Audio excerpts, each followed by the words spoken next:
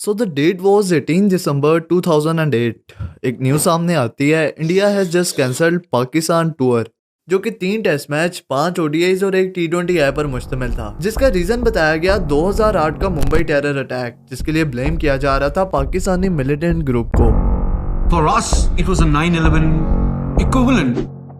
और साथ में स्टेटमेंट में ये भी ऐड किया गया कि इंडिया पाकिस्तान का टूर नहीं कर सकता बिकॉज ऑफ सिक्योरिटी रीजंस। असल में ये टूर फरवरी 2009 में शेड्यूल था, जिसके लिए सब तैयारियां भी मुकम्मल हो गई थी। टीवी राइट्स बिक चुके थे और पीसीबी 10 स्पोर्ट से $140 मिलियन की डील भी साइन कर चुका था। लेकिन फिर बीसीसीआई ने लास्ट मोमेंट पर इस टूर से इनकार कर दिया। नुकसान बचाने के लिए पीसीबी ने श्रीलंकन क्रिकेट बोर्ड से राब्ता किया और श्रीलंकन टीम उस वक्त पाकिस्तान में टूर के लिए तैयार भी हो गई। लेकिन उसके बाद जो हुआ उसे हर पाकिस्तानी भुलाना ही चाहेगा।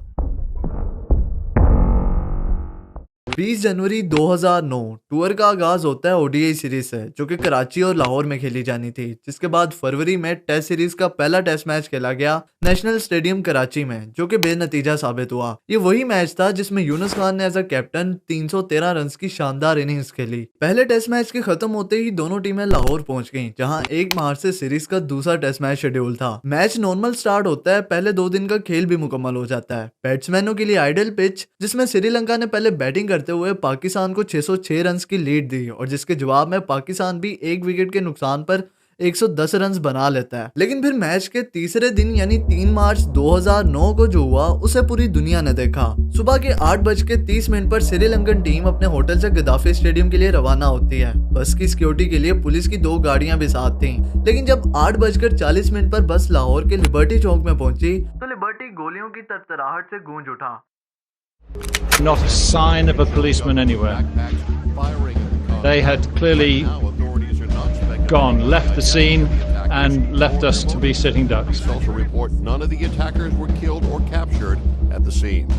बस के सामने अचानक से 12 गनमैन नमूदार हुए, जिन्होंने बस पर अंधाधुंध फायरिंग शुरू कर दी, जिसके नतीजे में 6 पुलिसमैन और 2 सिविलियंस मारे गए और साथ में 6 श्रीलंकन प्लेयर्स इंक्लूडिंग कुमार संगाकारा जख्मी हो जाते हैं। स्टेडियम उस जगह से ज्यादा दूर नहीं था। बस ड्राइवर खलील अपनी समझदारी से फौरन बस को स्टेडियम की तरफ ले गए, जिसकी वजह से श्रीलंकन प्लेयर्स की जान बच पाई। इस इंसिडेंट के बाद श्रीलंकन बोर्ड इमीडिएटली टूर को कैंसिल करता है और श्रीलंकन टीम उसी रात वापस कोलंबो पहुंच जाती है। इस इंसिडेंट ने पाकिस्तान की इमेज को इंटरनेशनल फोरम पे शदीद नुकसान पहुंचाया था। वो नेशन जहां 9/11 के बाद हमेशा से सिक्योरिटी कंसर्न्स को हाईलाइट किया जाता था, उसके लिए 2009 का लाहौर अटैक आखिरी कील साबित होता है, जिसका नुकसान पाकिस्तान को ये उठाना पड़ा कि तमाम क्रिकेटिंग नेशंस ने पाकिस्तान में क्रिकेट खेलने से इनकार कर दिया। उस साल ऑस्ट्रेलिया और बांग्लादेश की भी पाकिस्तान में सीरीज शेड्यूल थी, लेकिन उस अटैक के बाद दोनों टीमों ने पाकिस्तान में आने से साफ मना कर दिया और साथ में चैंपियंस ट्रॉफी 2009 जिसे पाकिस्तान ने होस्ट करना था, उसे भी साउथ अफ्रीका शिफ्ट कर दिया गया। इसी तरह वर्ल्ड कप 2011 के होस्टिंग राइट्स भी पाकिस्तान के पास मौजूद थे, जिसे एशियन कंट्रीज मिलकर होस्ट कर रही थी। लेकिन उस अटैक के तकरीबन 1 माह बाद अप्रैल में आईसीसी की एक मीटिंग हुई दुबई में, जिसमें पाकिस्तान में सिक्योरिटी कंसर्न्स को देखते हुए पाकिस्तान को वर्ल्ड कप की मेजबानी से भी हटा दिया गया।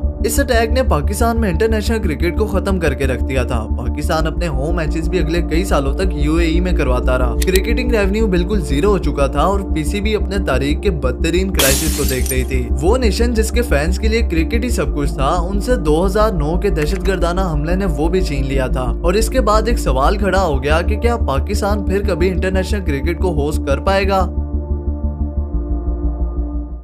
पाकिस्तान में T20 लीग को शुरू करने का आइडिया आपका नहीं था। साल 2008 में आईपीएल के फर्स्ट सीजन की मैसी सक्सेस को देखते हुए उस वक्त के chairman PCB doctor Naseem Ashraf खुद की T20 लीग पीपीएल यानी पाकिस्तान प्रीमियर लीग को लॉन्च करने का फैसला करते हैं। इस फैसले को उस वक्त काफी पजीराई मिली, लेकिन फिर साल 2008 में जनरल परवेज मुशर्रफ के रिजाइन के बाद डॉक्टर नसीम अशरफ को भी अपने ओहदे से मुस्ताफी होना पड़ा, जिन्हें परवेज मुशर्रफ ने चेयरमैन पीसीबी अपॉइंट किया था। जिसके बाद पीपी की हुकूमत में इजाज भट्ट को न्यू चेयरमैन पीसीबी अपॉइंट कर दिया गया। अब इजाज भट्ट नसीम अशरफ तो थे नहीं, उन्होंने आते ही इस प्रोजेक्ट को नॉन स्टार्टर कहकर डिसमिस कर दिया, जिसकी सबसे बड़ी वजह थी lack of money. Doctor Naseem Ashraf के 2 साल पीरियड में पीसीबी के रिजर्व्स $42 मिलियन से गिरकर सिर्फ $19 मिलियन रह गए थे, जिसकी वजह से इजाज भट्ट ने ऐसे तमाम एफटी प्रोजेक्ट्स को रोक दिया। उसके बाद 2013 में ज़का अशरफ के पीरियड में दोबारा से इस प्रोजेक्ट पे काम शुरू हुआ, लेकिन वो नजम सेठी ही थे जिन्होंने इस प्रोजेक्ट पे दिन रात मेहनत की और साल 2015 में इसे पाकिस्तान सुपर लीग के नाम से लॉन्च करने का फैसला किया, जो आगे जाके के पाकिस्तान का सबसे बड़ा ब्रांड बनने वाला था। पीसीबी पाकिस्तान सुपर लीग को लेकर काफी कॉन्फिडेंट था और इसके पहले एडिशन के लिए पीसीबी ने 5 फ्रेंचाइज इंट्रोड्यूस करवाई जो सेल होनी थी 10 साल की ओनरशिप के कॉन्ट्रैक्ट पे। लेकिन जब बारी उनकी ऑक्शन की आई तो उसका रिस्पॉन्स पीसीबी की उम्मीदों से बहुत कम था, जिसमें सिर्फ 7 कंपनीज ने हिस्सा लिया। लेकिन फिर भी पीसीबी ने उस ऑक्शन से $93.5 मिलियन जनरेट किए। पीएसएल का टाइटल स्पॉन्सर बना एचबीएल, जिसने 2 साल के कॉन्ट्रैक्ट के लिए पीसीबी को $5.2 मिलियन पे किए, जिसकी वजह से आज हमें एचबीएल पीएसएल देखने को मिलता है और इसकी बिड में पीएसएल की ग्रोथ के साथ साथ इजाफा होता गया। और फिर साल 2016 आया जिसमें पीएसएल का पहला एडिशन खेला गया, जिसके तमाम मैचेस यूएई में ऑर्गेनाइज करवाए गए, क्योंकि 2009 अटैक के बाद कोई भी फॉरेन प्लेयर पाकिस्तान में खेलने को तैयार नहीं था। पहले ही एडिशन में पीसीबी ने पीएसएल से $2.6 मिलियन का रेवेन्यू जनरेट किया, जो कि दूसरे सीजन तक ऑलमोस्ट डबल हो चुका था। पीएसएल के तीसरे सीजन यानी 2018 तक पीएसएल की ब्रांड वैल्यू $230 मिलियन तक की हो गई थी। ये काफी अच्छी ग्रोथ थी पीएसएल जैसी एक इमर्जिंग T20 लीग की। लेकिन सिर्फ पैसे कमाना ही पीएसएल का मकसद नहीं था। पाकिस्तान में इंटरनेशनल क्रिकेट को वापस लाना भी पीएसएल की सबसे बड़ी प्रायोरिटी थी। इसी बात को जहन में रखते हुए पीएसएल सीजन 2 के तो सभी मैचेस यूएई में ही ऑर्गेनाइज करवाए गए,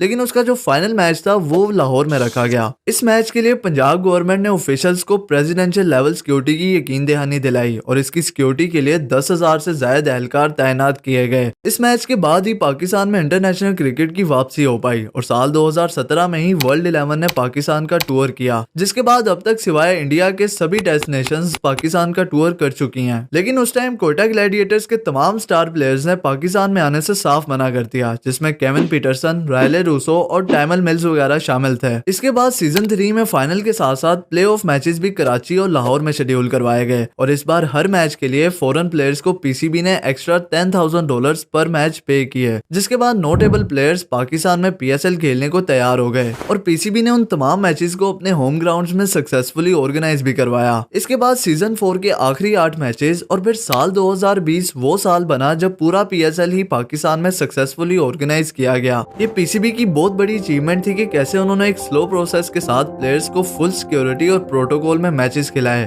और उनके बोर्ड्स को भी बताया कि पाकिस्तान में सिक्योरिटी को लेके कोई भी थ्रेट मौजूद नहीं है। जिसके बाद पाकिस्तान तकरीबन 6 साल के बाद इंटरनेशनल मैचेस को होस्ट करने लगा। पाकिस्तान सुपर लीग पीसीबी के लिए एक अच्छी खासी सोर्स ऑफ इनकम भी है। पीएसएल से पहले पीसीबी सिर्फ बायलैटरल सीरीज से अर्न करता था, जिसमें टिकट्स की सेल और ब्रॉडकास्टिंग राइट्स आते थे। लेकिन 2009 अटैक के बाद वो भी इनकम ऑलमोस्ट खत्म हो गई थी। जो होम मैचेस यूएई में होते थे उनसे उतना प्रॉफिट अर्न नहीं होता था, जिसकी वजह से पीसीबी फाइनेंशियली काफी सफर कर रहा था। पीएसएल के शुरू होने से पीसीबी की अर्निंग में 60% से भी ज्यादा का इजाफा हुआ है। लास्ट ईयर पीएसएल 8 से पीसीबी ने मोर देन 5 बिलियन यानी 500 करोड़ से भी ज्यादा का प्रॉफिट अर्न किया है, जो कि पीएसएल 7 में महज 200 करोड़ था। No doubt Pakistan super league ने पाकिस्तान क्रिकेट को चेंज करके रख दिया है। इस लीग से पाकिस्तान क्रिकेट के लिए लातादार यंग टैलेंट उभर कर सामने आया एंड मोस्ट इम्पोर्टेंट वो नेशन जिसके सामने 2009 के दहशतगर्दाना हमले के बाद एक सवालिया निशान खड़ा हो गया था, वहाँ पीएसएल की बदौलत ही पाकिस्तान में इंटरनेशनल क्रिकेट की वापसी हो पाई और पीएसएल ने पूरी दुनिया के सामने पाकिस्तान की पॉजिटिव इमेज और कल्चर को प्रमोट किया।